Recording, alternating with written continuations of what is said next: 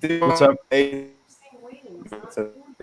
You have to refresh the page. but Well, it something is something that Sorry, all right. mom's You trying to get figure out the podcast. This is just a weird, weird morning.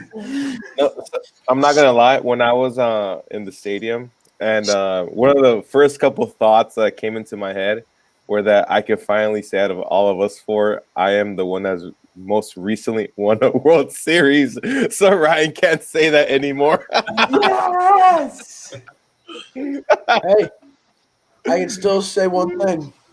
You won it more than I the still Mets. have a World Series over two of you, and I still have a World Series over Michael because the Royals beat him. Hey, no, but you have to include Nick in that category now. Can we can just move on to the second part? But it is it's been a really crazy week all around. Baseball has been kind to us. It's sad that baseball is over, but we've officially made it through the 2020 year. You know, despite all the doubts we got here, all the COVID talk, it didn't matter. We got it through. Baseball finally made it. It's been an incredible year. But make sure, if you are watching this show now, that you tune in next weekend as well, because next weekend is going to be the Running the Bases 2020 Awards show, where we give our own awards. We're going to do that as a group. We're going to come up with awards. We're going to vote on who we think should be the winner of the award, and then we're going to give out those awards. So that's going to be fun. I'm really excited for that. That's going to be something different. So make sure, again, you do tune into that, because that is going to be something to watch out for. So let's get started, shall we? To start it off, I mean, the Dodgers, they're World Series champs. How did they get there? That's the first big piece. So for the first segment, Marco, we'll start it off with you, because this is your journey and your thing. So sparingly spend the time you want on it, because this is your big deal, and I want to hear what you got to say for it. How did the Dodgers get to where they are? So how the Dodgers get to the World Series was a simple, easy 2 first rounds when we beat the Milwaukee Brewers in the Wild Card Series 2-0. And after that, we destroyed the Padres by sweeping them 3-0. And we shut up Manny Machado. And one thing, I don't know if you guys ever saw that video that Manny Machado said, "I'll bet you my entire contract that we won the World Series before the Dodgers do." We've been looking for Manny Machado. He has got to pay that $300 million contract. We've been I was going to say, yeah, pay up, Manny. Yeah, pay up, bro. He hasn't paid up, so he's been really quiet. But after that, a great series with the Braves. The one that really we all knew that. Well, all of us felt that it was pretty intense for us too. That we thought maybe the Dodgers were going to get kicked out by the Braves because they were playing really good baseball. But they went down 2-0, then they won a game 2-1, then they lost the next game 3-1, and they won 3 straight to move on to the World Series for the third time in 4 years. And the World Series against the Tampa Bay Rays.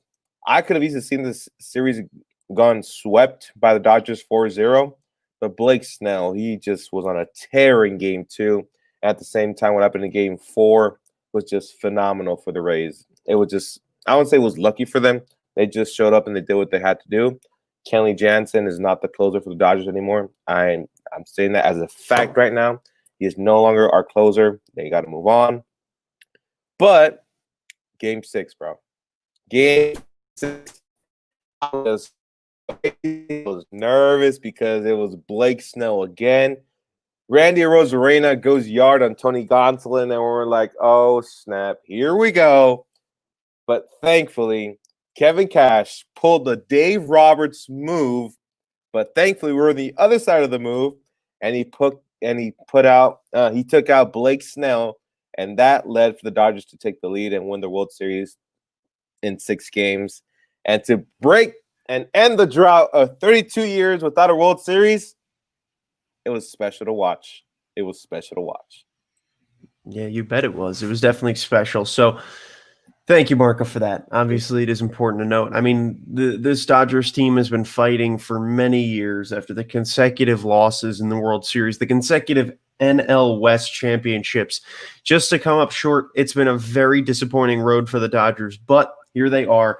They have finally made it, and they are finally World Series champions yet again. And honestly, I was thinking about it after the game that if any team is going to be the first team to win back-to-back in 20 so years, this is going to be the team.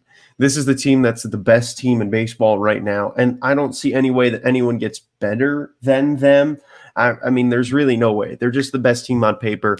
And I'm sure they're going to ride this momentum into next year, unless the World Series, unless the World Series hangover hurts them, which I really doubt it will because of COVID. I mean, that they really should be in a good position. So then we move on to what's up. Well, something you got to note, Michael, is that this offseason we lose a pretty key players to free agency. We need to see which ones we're going to sign because Jock Peterson is out. He's a free agent. Justin Turner's out as a free agent too. Pedro Baez, which I really don't care if he signs again. I hate the guy. But we got some key players that they're out of contract, so we have to see what happens with them. But the biggest one is being Justin Turner because he's been on everyday third baseman since he left the Mets. So that's going to be a key one. So we have to see what happens. And then Kike Hernandez, who's been the best utility guy in baseball. He's either going to try and find a contract that's going to have him play everyday baseball because that's what he wants, and the guy has the talent to do it. So it's going to be up to him if he wants to do that or just stay in his role that he's right now with the Dodgers and be a utility kind of guy like Chris Taylor is as well. So I wish that was coming to fruition, but we have to see which players sign again for the Dodgers and maybe who they pick up in the offseason as well. Yeah, and that say something. Yeah, of course.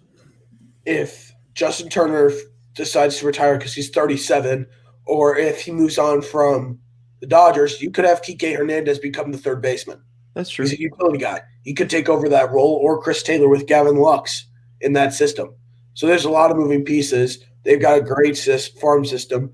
But I still have one thing over you, Marco. I am still the only one who has recently won a World Series in a full season. Stop. Wait, you lost. I did you it. won. Okay?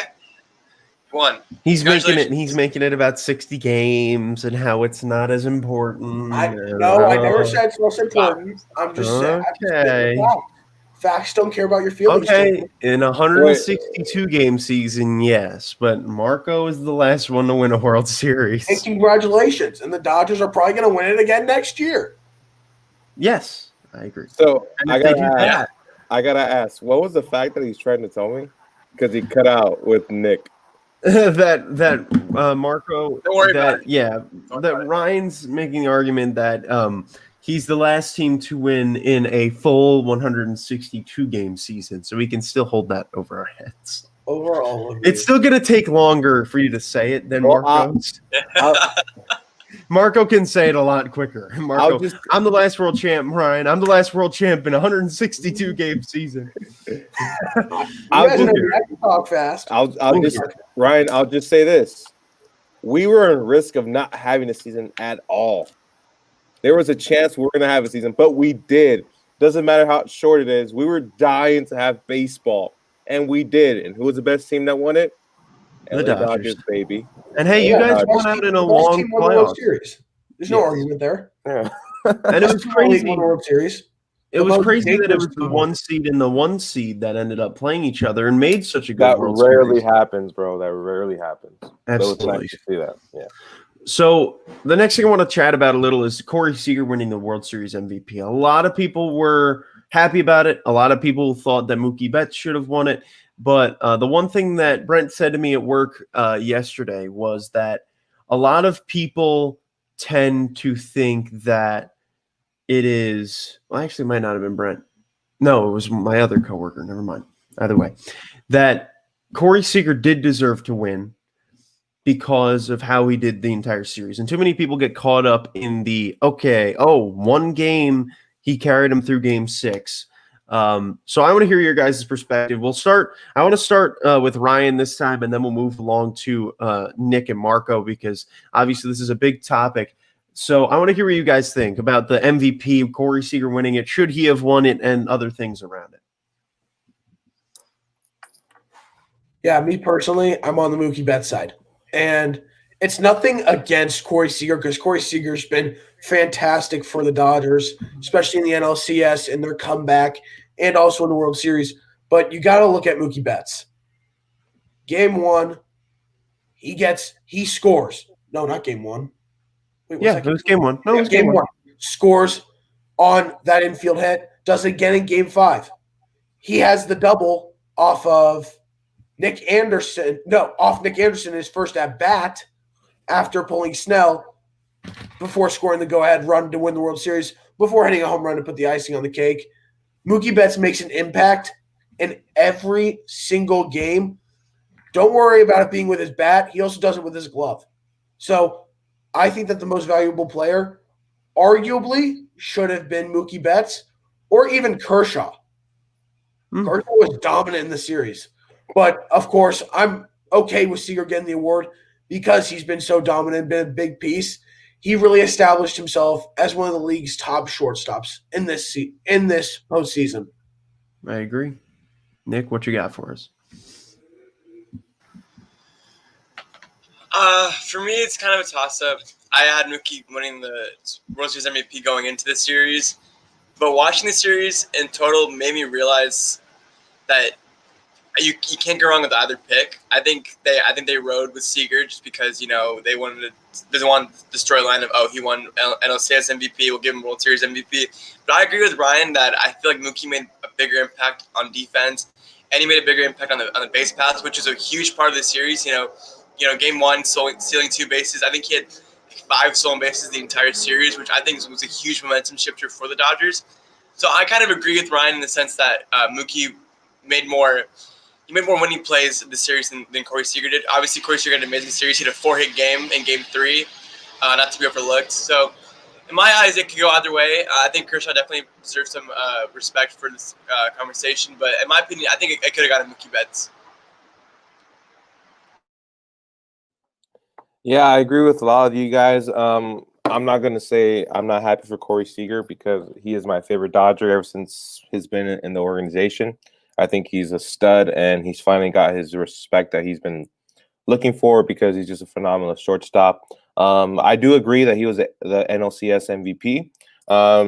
In the World Series, he did put his heart into the team, but at the same time, I do think Clayton Kershaw and Mookie Betts had a bigger role, because Clayton Kershaw played 2 games and he won both games.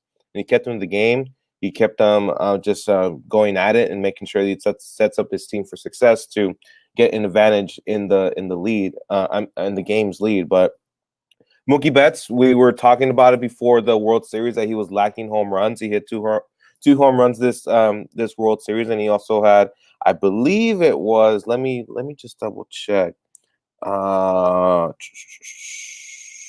Shoot, I forgot.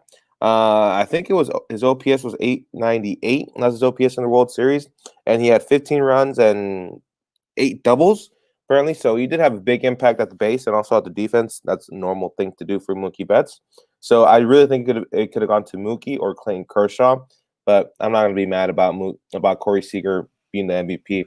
And I wouldn't say I really care who won the MVP because at the end of the day, we won the World Series, baby. That's all I care about. Yeah, I agree. Dodgers won it all, and you can't argue about that. That's for sure. So, I don't know about you guys, but I'm on the Julio Urias train. I think he had such a huge part. Yes. Yeah. Yes. He had such a huge part in the series. I voted for him a lot in the voting that you could do, and honestly, he really just had such a huge part in the series. With the game, it was the Game 3 start, I believe. Yeah, it was Game 3 that he started in. Those 3 innings. Yeah, he got the Game 3 start, and then he closes the series out. Buehler started Game 3. Buehler started Game 3. Urias came in as a reliever, and he threw out 3 innings to close out the game. I don't know. Urias. Yes, you're right. Okay. Yes. I remember. Okay. And then I was trying to picture because Marco, that was the game that you were watching with us. And I thought that Urias started it, but he pitched in the game. That was the Buehler game. Yeah. Right. Okay. I remember. Thank you, Ryan, for the update.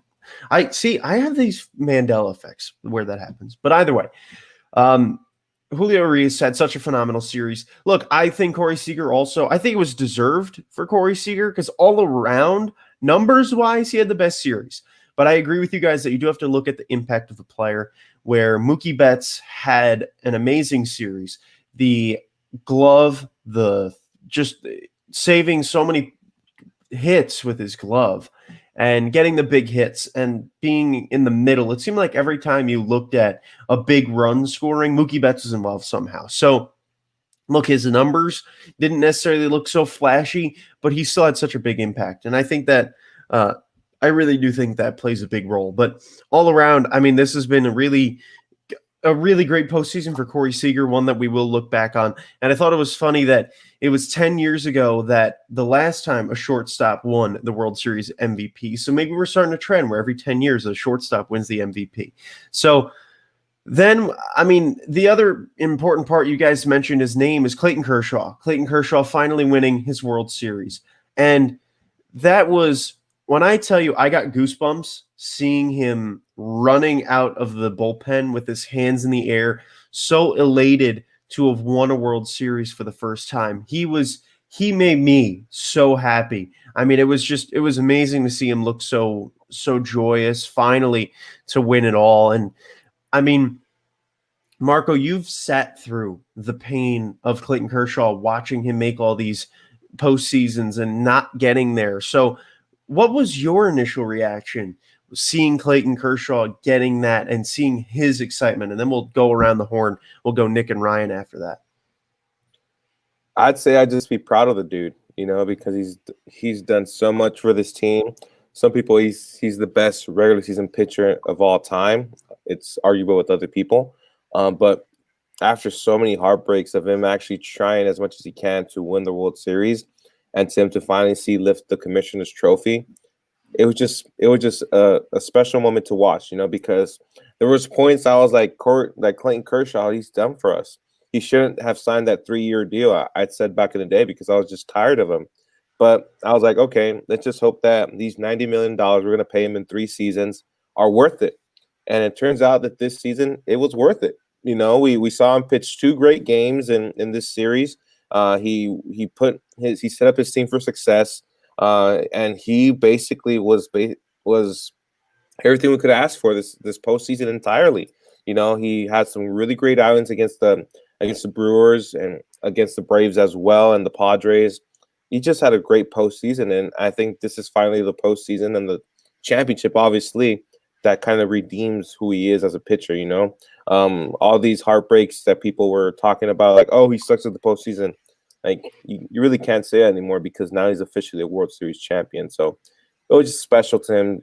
It was just special to see him finally win it. It was awesome. Wow.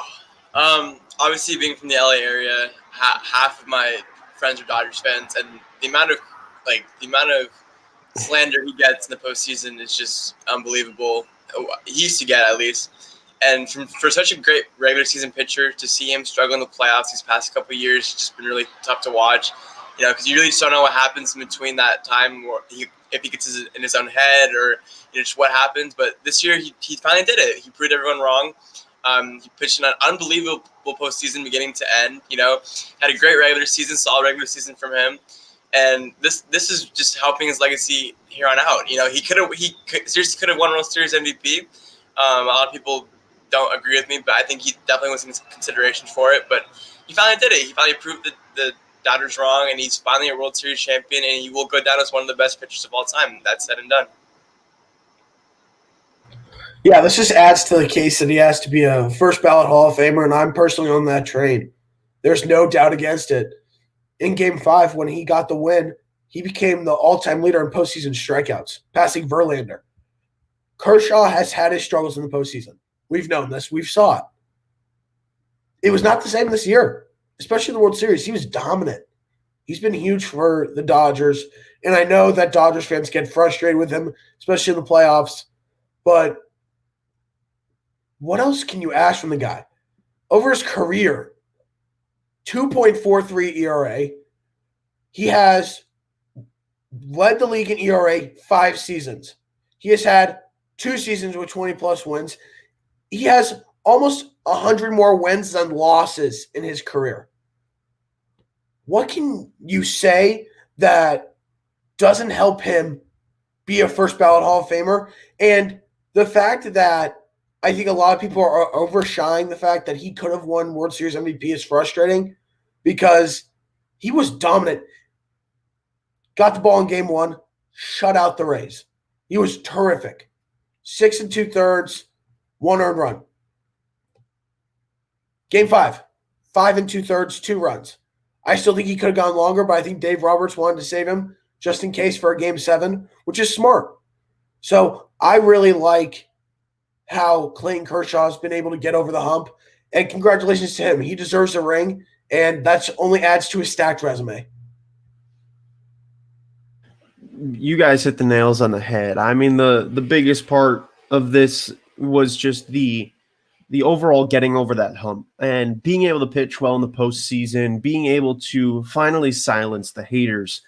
And that was a huge deal for me. And I think he really lived up to getting through that and getting through it with his team and finally living up to the potential that everyone knows he can do. Yeah, what's up, Nick? I just wanted to real quick say, like, I feel like throughout the whole World Series, like, not me, but like there was just a tension in the air that like everyone was just like waiting for Kershaw to just like mess up. In my opinion, like everyone was just kind of sitting there waiting for it, but it just never happened. And like in my opinion, he just stayed solid throughout the entire postseason. But there was just that little doubt that we all had as fans, like, oh, is he still good? Is he gonna mess up in some way? Like, is he gonna come in Game 6 and just blow it all? Like, is he gonna lose it all? But I mean, it obviously didn't happen, and we're all so happy for him. But I feel like there was just a little bit of hesitation with knowing how good he was going to be. Yeah, absolutely. And everyone got that. And it was just such an incredible way for him to overcome it. I'll just say this. What Nick just said is how I feel every time Pedro Baez and Kenley Jansen go on the mound. And we saw that happen in Game 4. I feel that. It was ridiculous. Okay, I want to say something now that Marco brought up Kenley Jansen. Yes. The Dodgers have got to move on from him as a closer. He's fine in middle relief. Bring him in for that, or even as a setup man. Got to move on from him as a closer. Resign Blake Treinen to become your closer. That's really what it's come to. He's just not a winning player. Like, and you saw it in that crazy Game 4 where he just didn't back up his own former position.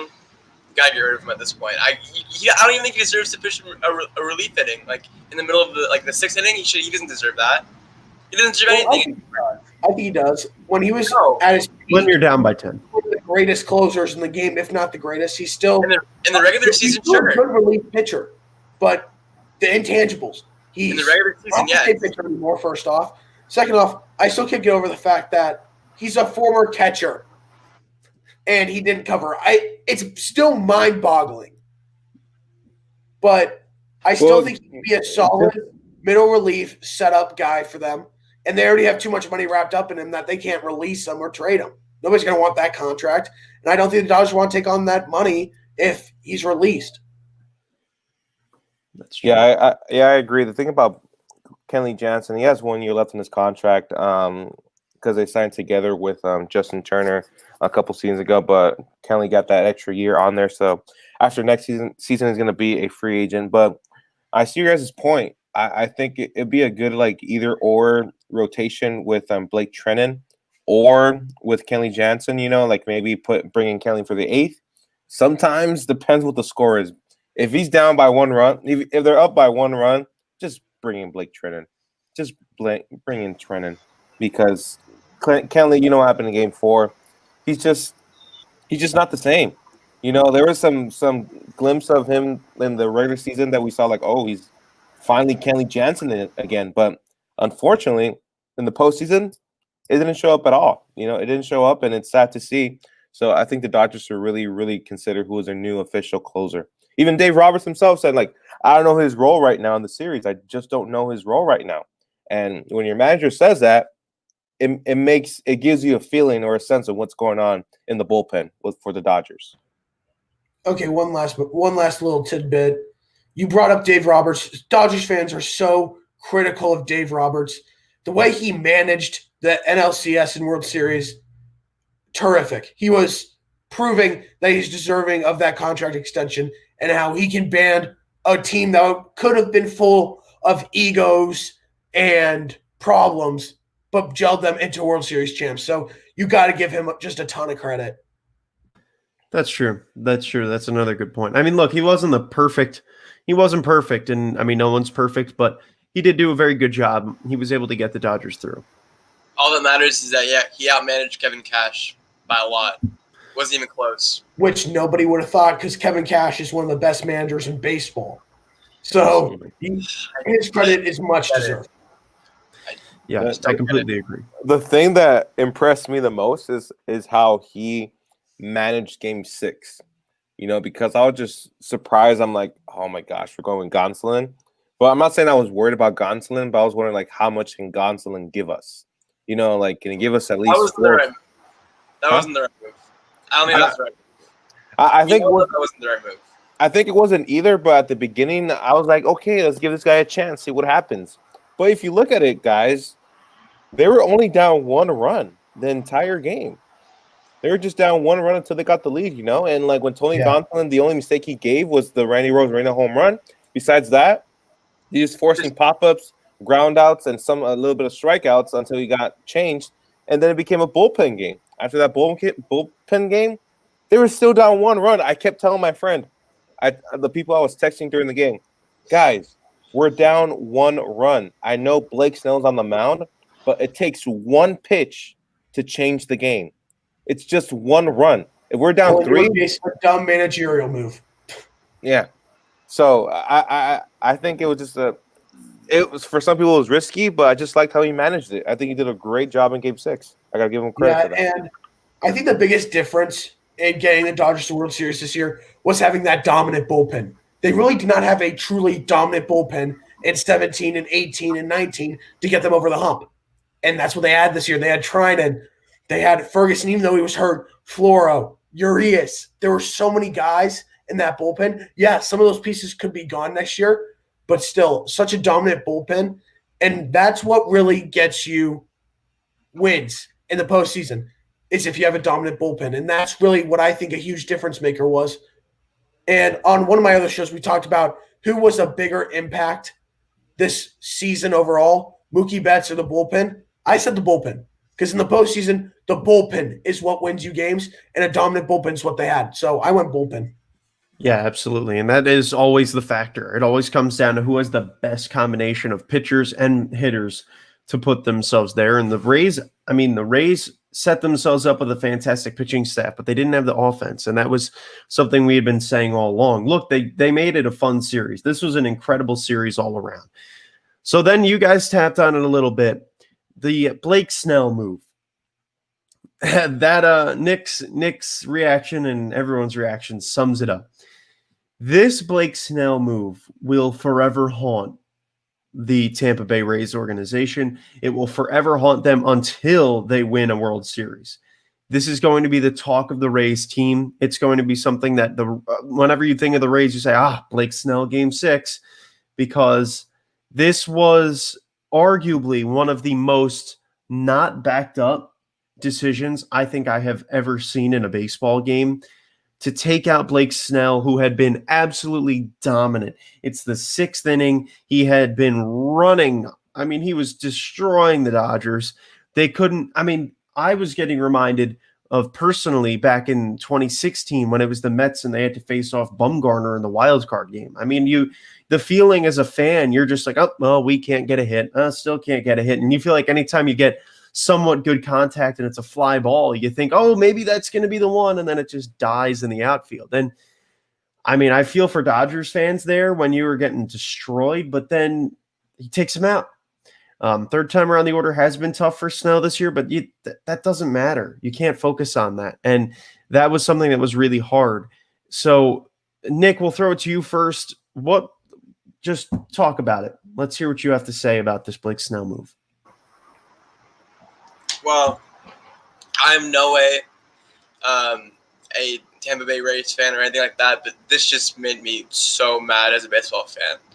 Like, when a guy, like, I think one of the best things in sports is that when a guy's hot, he's hot, and it doesn't change no matter the situation, the atmosphere.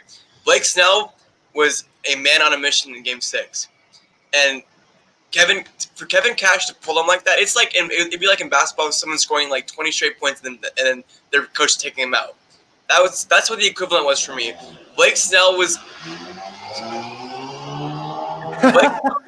on an absolute tear, and when he got taken out, he was set to face Mookie, Seager, and Turner.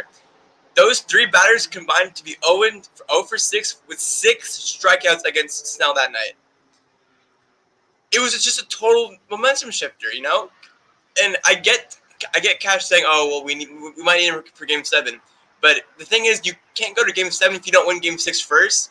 So that's why you have Charlie Morton for Game 7, one of the best pitchers in Game 7 of all time. Leave him for Game 7, keep Snell for Game 6.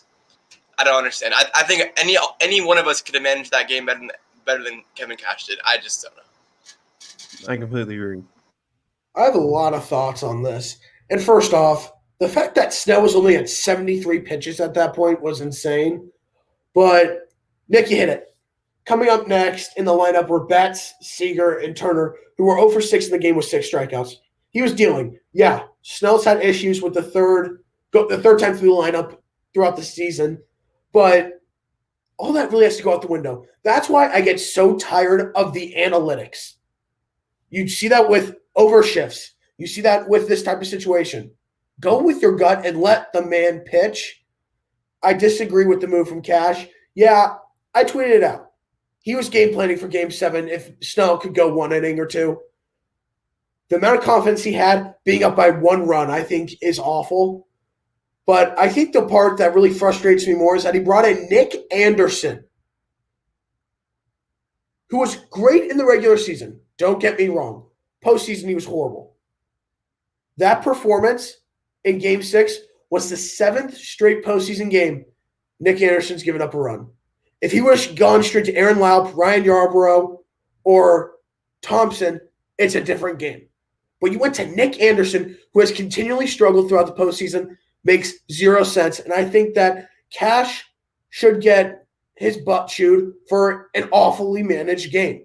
Should have kept Snell in. But if he was so adamant about pulling him, don't bring in the guy that has struggled all postseason long. So I agree. Any one of us would have managed that better. You guys really hit the nail on this one. There's just 2 things I don't like about what happened in the situation and that people take in consideration a lot is the analytics and how much people make a big of a deal what pitch count is. Because Snell was at 70 pitches, 73, I think, something like that, but he's at the 70 pitch mark. But you guys said it. The top 3 were 0 for 6 with 6 strikeouts. What else do you want from a pitcher? This is a time when you tell yourself that you're a manager or just a regular baseball fan, you have to leave him in. You have to. He's red hot. He came on a mission, and he's here to win a game. He came on a mission. He was locked in, and he was dealing. It was dumb for Kevin Cash to do this move. Even Mookie Betts said, I kind of smiled when I saw Blake Snell come out. And there you have it. Because after that, they got the lead and they won the World Series. But the thing I hate about pitch count is how managers take so much consideration to pitch count because, like, oh, he's throwing like 90 pitches. His arm must be tired. No, that's only there for people to know how many times he has thrown. If you're a pitcher, if you could throw 200 pitches, I'll throw 200 pitches because I can make it, you know? And I don't like that. And the thing about analytics as well is that if people like Kevin Cash did this past Game 6, if managers really dedicated themselves to analytics ever since the beginning of baseball, there's 2 things that wouldn't have happened. 1988, Kirk Gibson would not come in Game 1 at all. Eckerson was just dealing that whole entire season. He wouldn't have come up to the plate and win a walk-off home run for the Dodgers in Game 1. Also, 2014, when the Giants went against the Royals, Madison Bumgarner wouldn't have gone in game. I forgot how many games they went to, but when he went, Game 7, excuse me, they wouldn't have gone that far if they were basing everything on analytics. They went with their gut, saying like, this guy is red hot. We gotta trust him. We gotta do this. We gotta put him in. Cash wasn't feeling that. He was going by the book, and it cost him the whole entire championship. And it just proves to show that analytics are not always the go-to way to win a ball game. Yeah, I mean, that was a great analogy with Kirk Gibson there, because that's very true. I mean, the analytics, which leads us right into that next part of, is the MLB too reliant on it? And I think they are. I mean, Major League Baseball is so reliant on analytics where, I mean, Kevin Cash basically lives and breathes analytics. I mean, it seems like all he does is analyze stuff and put his team in a position to, oh, okay, in 7 pitches, Blake Snell maybe wears out a little bit. On pitch 75, he gives up hard contact. We're living in a world where this is, for some teams, they analyze every single pitch. Look, I'm all about the numbers. I'm all about the analytics too, but I'm not that much into it because some teams do that where they say, okay, on the 40th pitch of the night, when it's under 80 degrees, we give up a home run. Like that doesn't That's stupid. That's plain stupid. Exactly. And the numbers might back that up, but it doesn't mean you have to follow that. I mean, it's just you can't rely on that every time. And MLB has become way too. I mean, when Steve Cohen took over, he has already promised that he would add 20 more analytics people to the staff of the Mets. And you're in trouble. But no, this is a Mets staff that has only had 8 analytics people. So he's just making sure that we follow a little bit because look, you're with the trend. You have to follow the trend of baseball where you can't be the only team that doesn't have these people because look, analytics do play a big role. Analytics are something that everyone needs to have and that everyone needs to focus on, but not that much. So I'll open up the floor to anyone who wants to talk about it, about analytics. I mean, if you really feel strongly about it, what do you think about it? And, just what do you have to say? I think it just gives you a good sense of how your players are in certain situations, but at the end of the day, you shouldn't really rely on it every single game, because I think it takes away the beauty of baseball, because it's just so amazing. Like, for example, I'm pretty sure when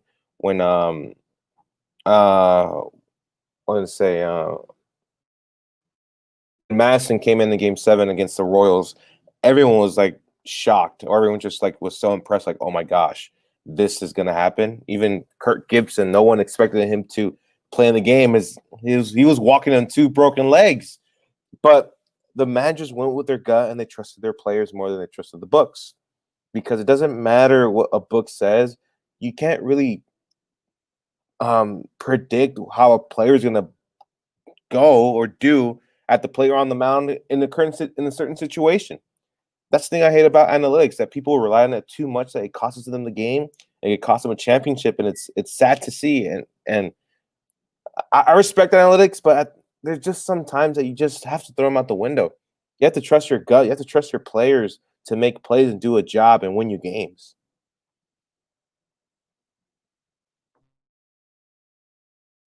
Yeah. One of my biggest criticisms of Mike Matheny when he came to the Royals was his dedication to the shift. And I think it's ridiculous because as a hitter, you see someone overshift. If you're lefty and you pull it, just wait on it. I know it's easier said than done, but even if you want, bunt down the third base line, you got a free hit. It's annoying to me because growing up, played baseball. It's all about strategy for me. Analytics hurt strategy, in my opinion, because coaches and managers are too reliant on them. Are they nice to have at some points? Yes, for matchups against lefty or right pitchers. Yes, those are good to have. But don't be so reliant on it. And I think that was a fault of the Rays. The Rays are reliant on analytics. That's really how they operate, and it came back to hurt them. And I think that the MLB has got to stop being so reliant on them because it's coming back to hurt more teams. And I personally think that you got to rely on strategy without analytics. Yeah, that's absolutely what you would have to. I mean, there's nothing you can say other than this is just too reliant, way too reliant. The last part about this Blake Snell situation that I thought was interesting was Kevin Kiermaier's remarks after the game. Excuse me. He said that he believed that Blake Snell was throwing the best game of his life and that he had never seen him pitch that well, which basically was hinting at Kevin Cash shouldn't have taken him out. And The Dodgers look dead, bro. They weren't hitting anything, man.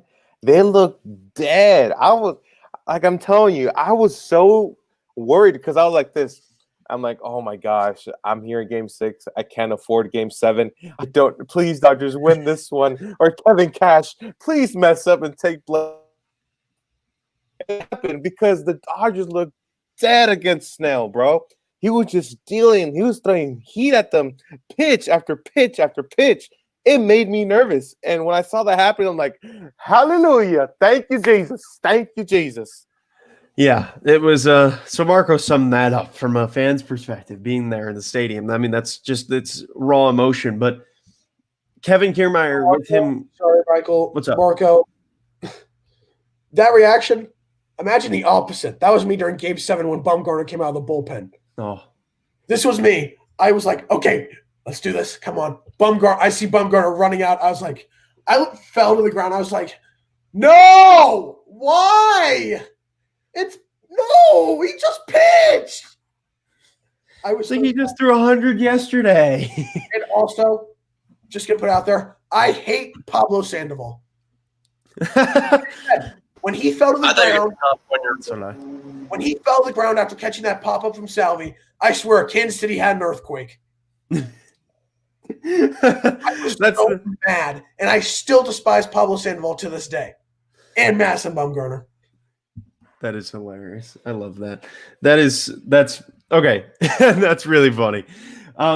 So back to what I was saying with Kevin Kiermaier, the remarks he made, I'm wondering if this now leads to the team resenting Kevin Cash for costing them a World Series. Yes, Nick. Yeah.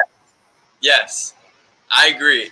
I think that this type of game just shows that no matter how hot of a start like a Rays player can have, he can get taken at any time now. That includes position players, because if Kevin Cash is this big analytics guy, and he's like, oh, you know what, Kevin Kiermaier is like 3 for 3 with a home run and like 3 RBIs. You know what? Let's pull him because he doesn't. On his 4th at bat, he usually strikes out.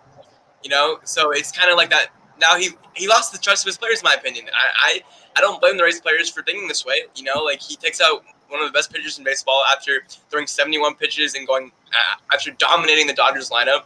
But now it leaves the Rays with questions marks like, oh, if we're playing so well, are we just going to get taken out for no reason?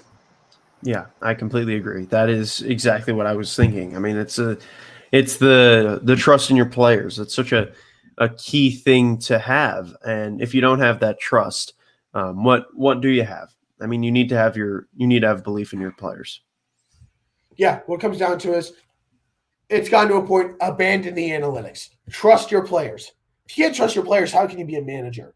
If you can't connect and trust your players to do their jobs, what are you doing? This reminds me of the whole Garrett Cole situation last year when A.J. Hinch did not bring him out in Game 7. Trust your best player, for gosh sakes. He's a former Cy Young winner. He shut down a Dodgers lineup that I don't think had been shut down that brutally, in a sense, all year. Best pitching performance against the best lineup in baseball, and you pull him. And I don't know if they're going to turn on Kevin Cash as much as just be frustrated and have that sense of, I don't know how to say this, but a sense of regret. No, not regret, but sense of not, I don't want to go hatred because I think that's a little bit deep, but there's going to be that sense of resentment. Well, wow. I just said that. Well, okay, yeah. You resent him, okay? It's when your manager makes a mistake, you always are going to rally behind him. But also, it's a World Series and it's your best pitcher. So I think there will be a little bit of resentment, but I don't think they're going to completely turn on him and be like, get him out of here. Don't want to play for him. Get me out of here. It's going to be like a huge, like, coup d'etat type thing, but I think there's going to be a little bit of resentment.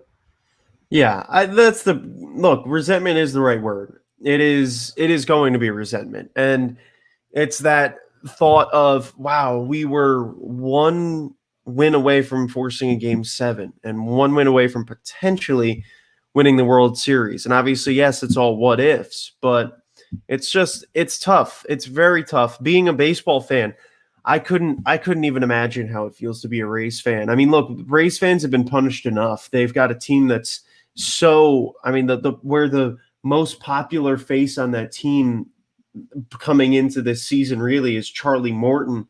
And I mean, it's become a team that they deal with so much on a day in day out basis that for this to be the way to end their season, it's a tough way to end the year.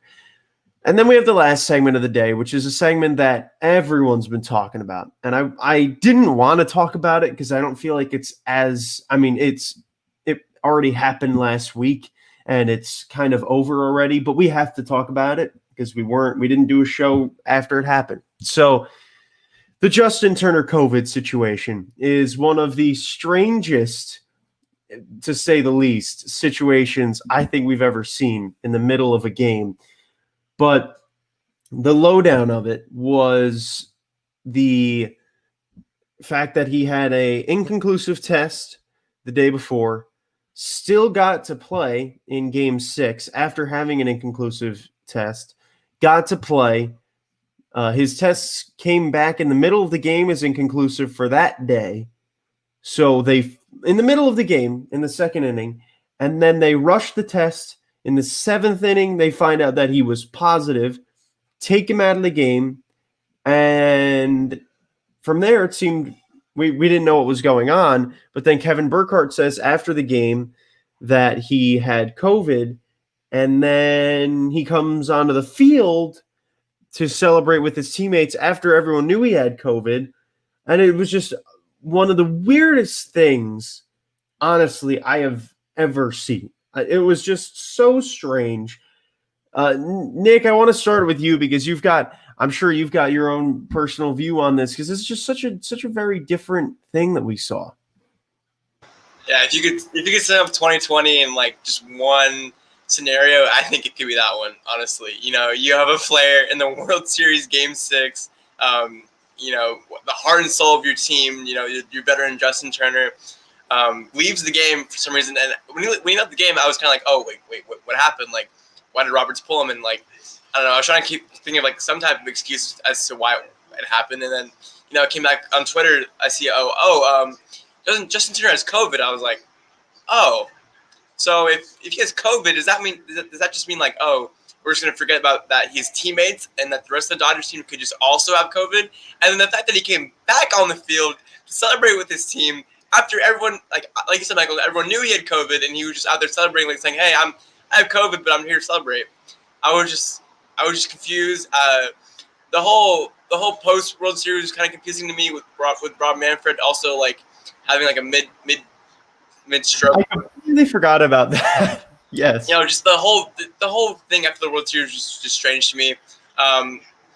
Obviously, Turner's okay. It looks like it was like a false positive type of thing, but it was just weird, just flat out spooky weird. I would say this is basically, how do I say this? Something very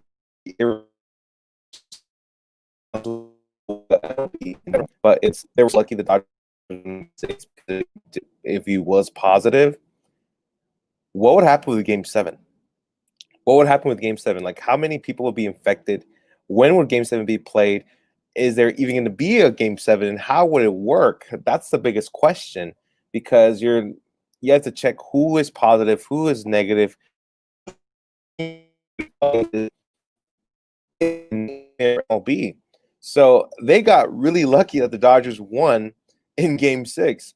But I really, when I just saw people making a big deal about it, of Justin Turner testing positive, it's not really his fault, It's not really his fault, because he was like, hey, they haven't told me if I'm positive or negative. I'm still going to show up and play a baseball game because we're going to win a championship. You really can't blame him there. And also even after that, when people say, "Oh, he's on the field and he's celebrating with his teammates and he has COVID," I'm like, man, the guy just won a World Series and he's 37 years old. Who knows if he's ever going to have this one ever again? You have to just mind your own business. In 10, 20 years from now, you're going to say, who won in 2020?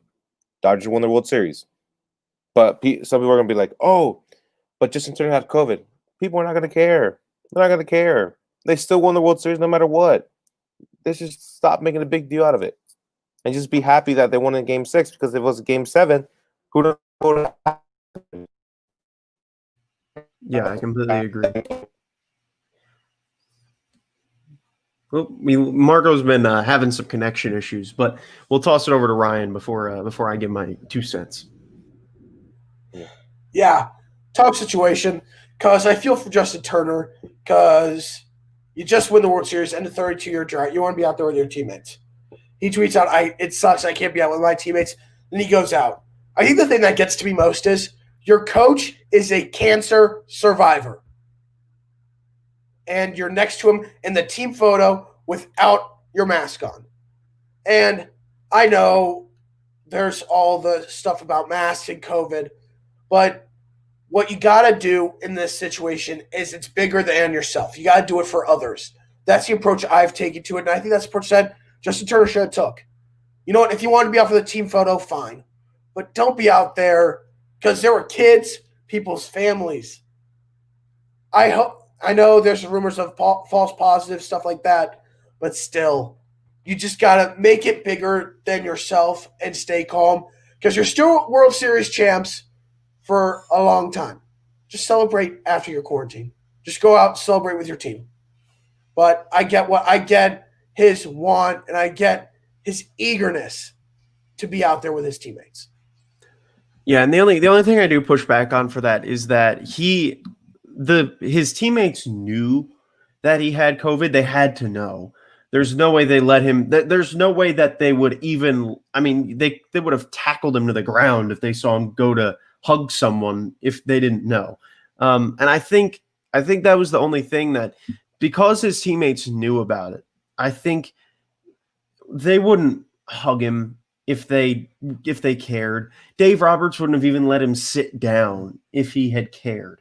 I mean, it's as simple as his teammates knew.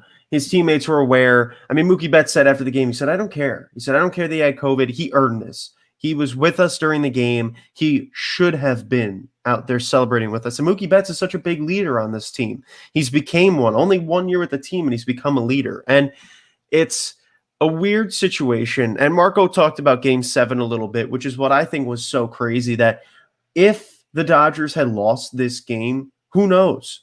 We went the entire season saying, yay, we're not going to get canceled. Baseball might have been canceled with 1 game left to play.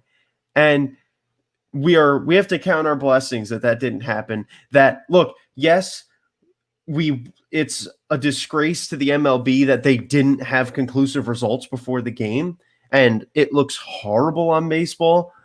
But the fact that if we did get those results, we wouldn't have had a Game 6. And we might not have even been done with the World Series by now. And that's the one crazy aspect, that it's all around. I mean, everyone talks about who's to blame. I think Trevor Bauer put it perfectly. How, first of all, in a bubble setup, how does a player even get COVID? When you're in the bubble, if the bubble is being put together the right way, if MLB enforced the bubble, he couldn't have gotten COVID. It's impossible. And I don't know. It doesn't make sense. Someone's to blame here, and someone really needs to be taken accountability, because Major League Baseball, Rob Manfred immediately jumped to Justin Turner should not have been on the field. You know, baseball was so quick to jump and say that it was Justin Turner's fault. And it is just, I don't know. Ryan, you got a thought on that? This is why the MLB frustrates me. Their lack of accountability. They should have taken some of the blame and not just been like, it's all on Justin Turner. Come on. Be accountable at some point, Manfred. Take your fault and learn from it. It's not hard. I know that you want to seem like you're perfect. There's a reason why a lot of people, and quite frankly, most baseball fans, hate your guts. Be accountable. Take your piece and your involvement in this, and then people might start to accept you as a competent commissioner. The MLB continues to just care about making money and not doing anything for their players. That's all they care about, is making money and doing what's best for them.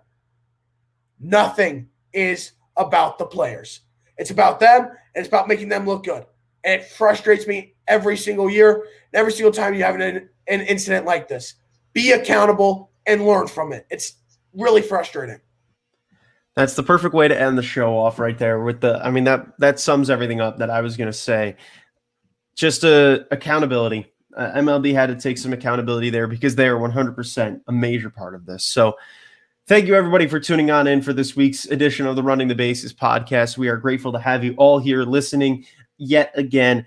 We are excited. Next week, we are again going to be doing our Running the Bases award show for 2020, and we're getting so much closer to season 3, baby. We're getting a lot closer to our off-season predictions show and season 3. It's going to be so much fun. So thank you again.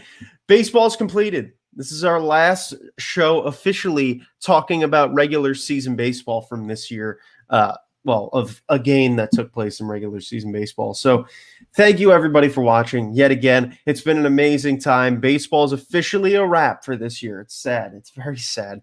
But hey, the off season's coming, and we are going to be here covering every single off-season move. We are going to be alive after every major signing as soon as we can afterwards.